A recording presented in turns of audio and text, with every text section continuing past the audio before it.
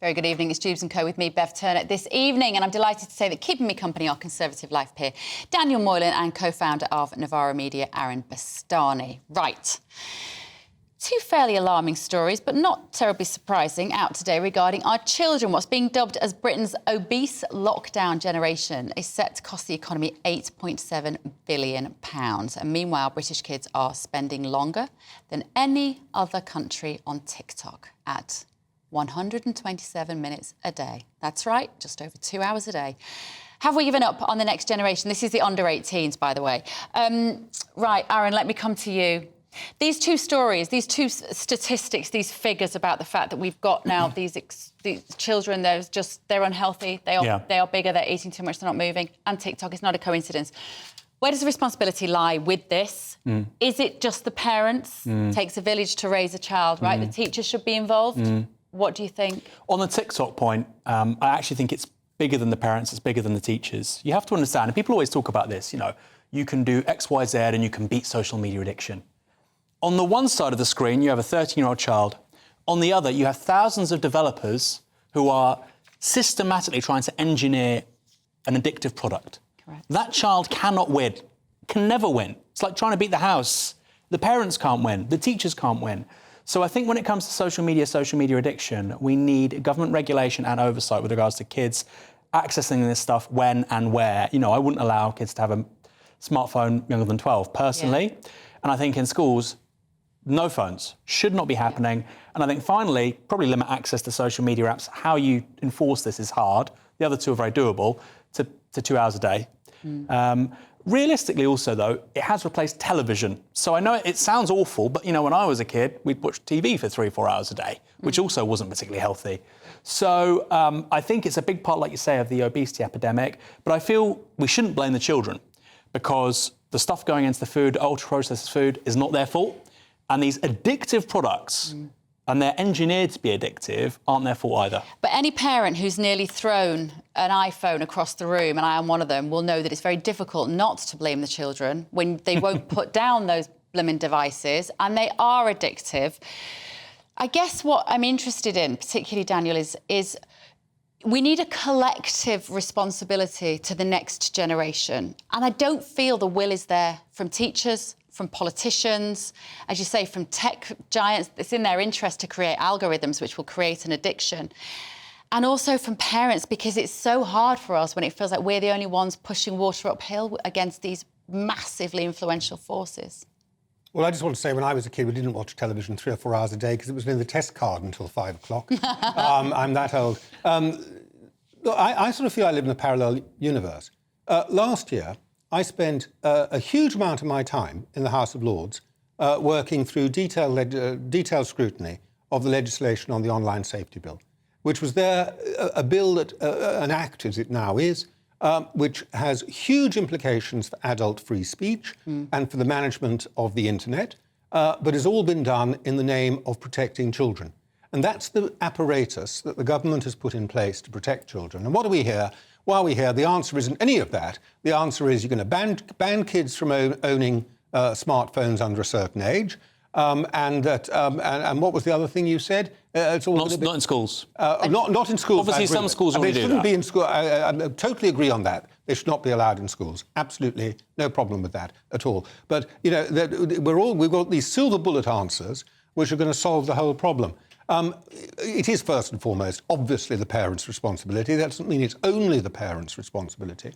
It is true to some extent that, of course, you have got people trying to generate an addictive product the way that Aaron says, but that's what the whole Online Safety Act was meant to try and address, to stop them doing that in relation to children. We haven't seen it come into proper effect yet, but is that going to work or not? No. And what are the prices? What is the price that's going to be paid in terms of freedom of speech for adults and access for Wikipedia and all sorts of other things that are going to get caught in a very unpredictable way by this massively complex piece of legislation, which Ofcom, of all people, is going to be the regulator of. And Ofcom, who are, you know, you wouldn't trust Ofcom I wouldn't trust Ofcom to manage a packet of crisps. Well, if Ofcom are watching, we're huge fans of you. We're huge fans of Ofcom. I'm not. I'm allowed to say I'm not. Because I'll provide balance and say that. I don't represent GBNews. I just turn up.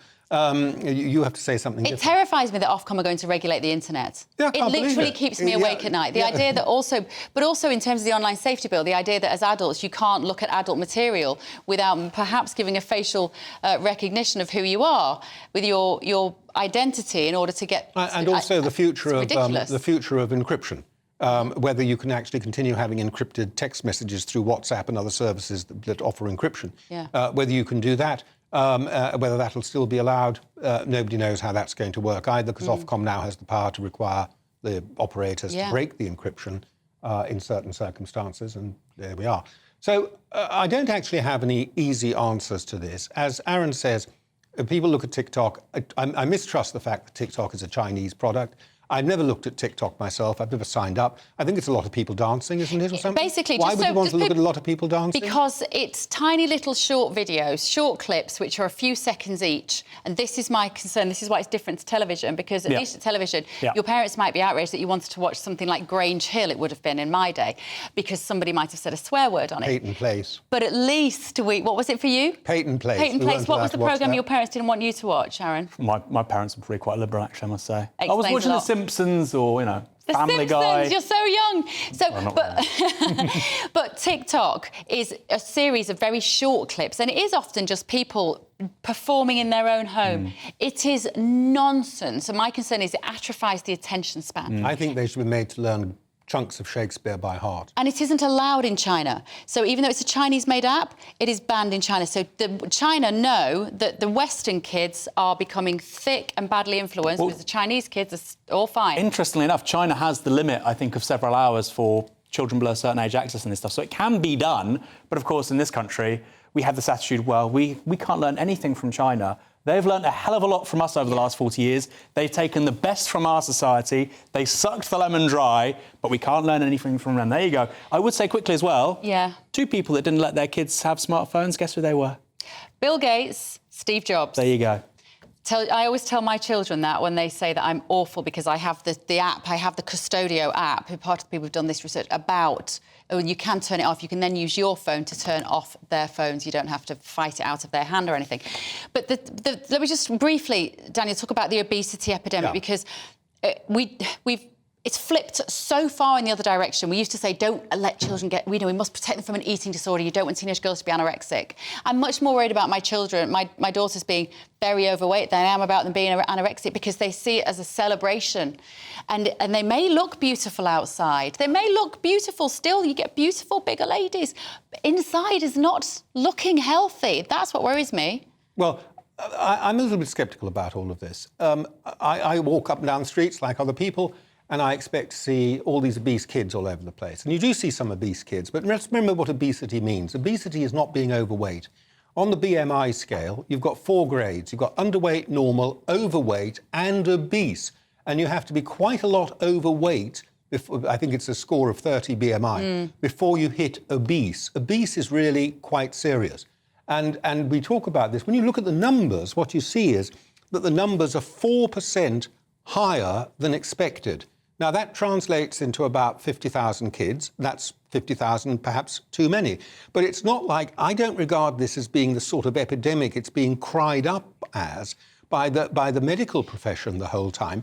It's an issue, but I don't see this as... Now, people disagree with me, and they see obese kids all over the place. It's what you see as much as... It's how your eyes work as much as anything else. But I'm sceptical that we have a crisis as serious as this is being played up. What do you think, 4% more than expected. How do we know what was expected? It's not evenly distributed. So, for instance, Scotland has obesity rates actually quite close to the United States. England's a bit better. In London, it's very good. But this actually is a really important point, is that we've built a society for cars. And that has inevitably meant children are playing outside less, they're less likely to walk to school, they're less likely to cycle. And there's a trade-off there, and I think that's a real shame. And again, we're setting them up to fail in so many ways. Lack of regulation on social media, processed foods. In the 1950s, Aaron. No, we didn't have a society. No, we did not have retail parks, and we didn't have, we need to accept the fact that fundamentally kids have a different relationship now to the built environment that they had even 30, 40 years ago. So I'm not saying that's monocausal, I'm not saying it's the reason, but I think we're setting them up to fail in so many ways. And we have a society built for cars just like the US. Go to Italy, go to France, go to Spain. It's less so. It's not that their kids are magically better than ours. So, yeah.